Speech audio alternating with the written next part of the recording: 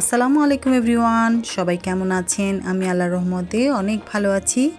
আজকে যে রেসিপিটা আমি নিয়ে এসেছি এটা অনেকেই খেতে পছন্দ করেন না। এটা হচ্ছে কলিজা, গরুর কলিজা। তো আমি আজকে গরুর কলিজা এমনভাবে রান্না করব যারা খেতে পছন্দ করেন না তারা অনেক পছন্দ করে এই রেসিপিটা করবেন। আমি নিজেও গরুর কলিজা খেতে পছন্দ করতাম না, তবে এখন আমার কাছে ভীষণ ভালো লাগে।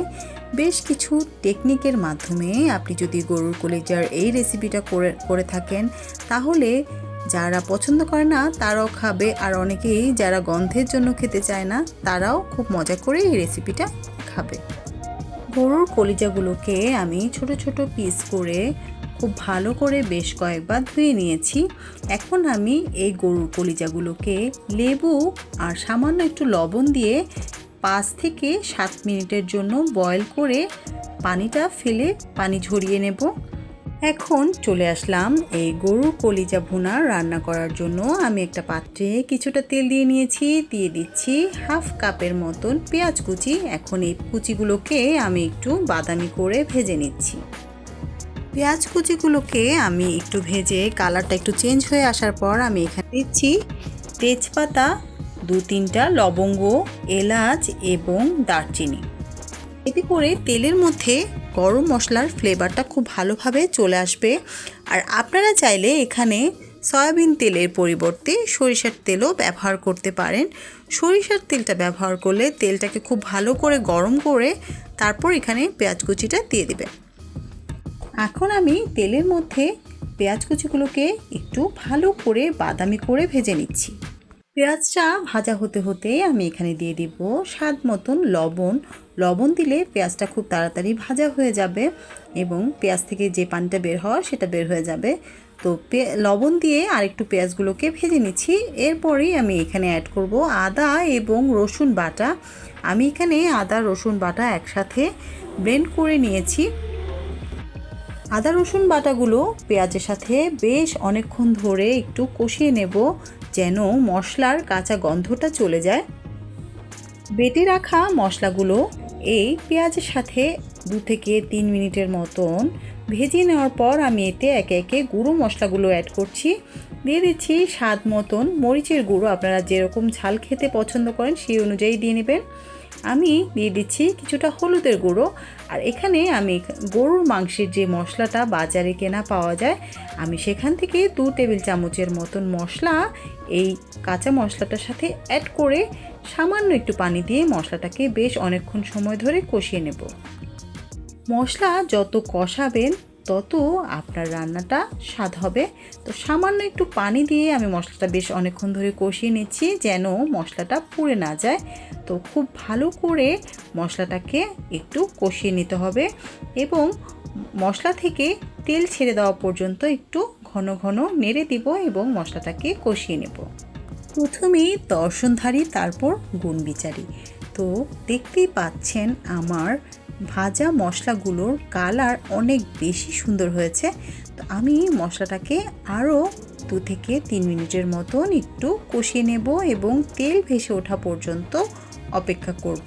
আপনারা যারা ইউটিউব থেকে আমার ভিডিওগুলো দেখছেন তারা দয়া করে আমার ভিডিওতে একটু লাইক কমেন্ট করে দেবেন, আমার চ্যানেলটা সাবস্ক্রাইব করে দিবেন আর পাশে থাকা বেল আইকনের অল বাটনটি প্রেস করে দিলে আমার যে কোনো রান্নার রেসিপি সবার আগে পৌঁছে যাবে আপনার কাছে। আর যারা ফেসবুক থেকে আমার ভিডিওগুলো দেখছেন তারা দয়া করে আমার ফেসবুক পেজটা একটু ফলো করে দেবেন, ভিডিওগুলোতে লাইক কমেন্ট করবেন, আমাকে অনেক বেশি সাপোর্ট করবেন আশা রাখছি। তাদের সাথে গল্প করতে করতে আমার মশলাটা কষানো হয়ে গেছে। দেখতেই পাচ্ছেন খুব সুন্দরভাবে মশলাটা কষানো হয়ে গেছে এবং খুব সুন্দরভাবে উপরে তেল ভেসে উঠেছে। এই রান্নার বিশেষত্বটাই এটা, যত বেশি কষাবেন ততই আপনার রান্নাটা অনেক বেশি মজার হবে। তো মশলাটা যেহেতু আমার কষানো হয়ে গেছে আমি সেদ্ধ করে রাখা কলিজাগুলোকে এই মশলার সাথে একটু মিশিয়ে নিচ্ছি। এই রান্নাটা করতে একটু সময় সাপেক্ষ হলেও আপনার রান্নার পরে যে ফিডব্যাকটা পাবেন, যে আউটকামটা আসবে, এটা অনেক বেশি আপনাকে আনন্দ দেবে এবং সবাই খেয়ে যখন আপনার রান্নার প্রশংসা করবে আপনার কাছে বেশ ভালো লাগবে। তো আমি যেহেতু লবণ এবং লেবু দিয়ে কলিজাগুলোকে সেদ্ধ করে পানিটা ঝরিয়ে নিয়েছি, তো তো এখন এই কলিজা থেকে আর কোনো দুর্গন্ধ বা বাজে গন্ধ আসবে না।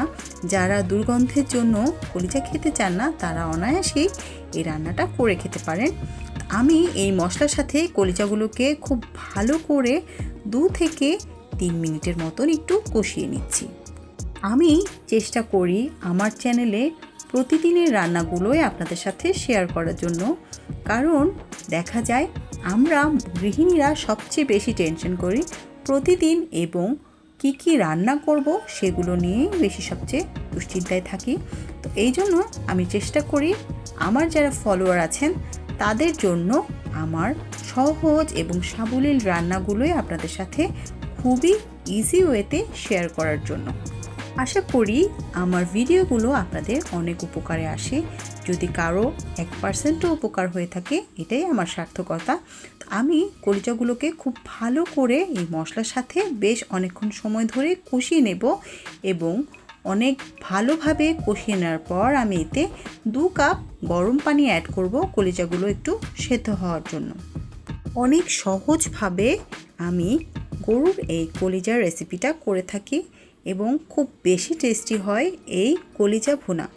তো আমি এখন খুব ভালো করে কলিজাগুলোকে কষিয়ে নিয়ে 2 কাপ গরম পানি দিয়ে এই রান্নাটা একটু হতে দেব। যেহেতু আমি আগেই কলিজাগুলোকে 7 থেকে 8 মিনিটের জন্য বয়েল করে নিয়েছিলাম, তো এই রান্নাটা হতেও খুব বেশি একটা সময় লাগবে না। আমি জাস্ট 2 কাপ গরম পানি এটার সাথে অ্যাড করলাম এবং ঝোলটা শুকিয়ে গেলেই আমার রান্নাটা কমপ্লিট হয়ে যাবে। আর আপনারা চাইলে এখানে ঝোলের পরিমাণটা একটু বাড়িয়ে দিতে পারেন। এছাড়াও আপনারা খুব মাখা মাখা করেও এই কলিজা ভুনাটা তৈরি করতে পারেন। আমার বাসায় একটু ঝোল পছন্দ করে, তাই আমি একটু ঝোল থাকা অবস্থায় চুলা থেকে নামিয়ে নেব এবং নামানোর আগে আমি একটু গরম মশলা গুঁড়ো এবং ভাজা জিরের গুঁড়ো দিয়ে এই রান্নাটা নামিয়ে ফেলবো। তো আপনারা দেখতেই পাচ্ছেন আমার রান্না মোটামুটি কমপ্লিট হয়ে গেছে। তো আমার আজকের ভিডিওটা আপনাদের কাছে কেমন লাগলো আশা করছি জানাবেন। সবাই অনেক বেশি ভালো থাকবেন, সুস্থ থাকবেন, আমার জন্য দোয়া করবেন। নতুন কোনো রেসিপি দেখার আমন্ত্রণ জানিয়ে আজকে এই পর্যন্ত শেষ করছি। আল্লাহ হাফেজ।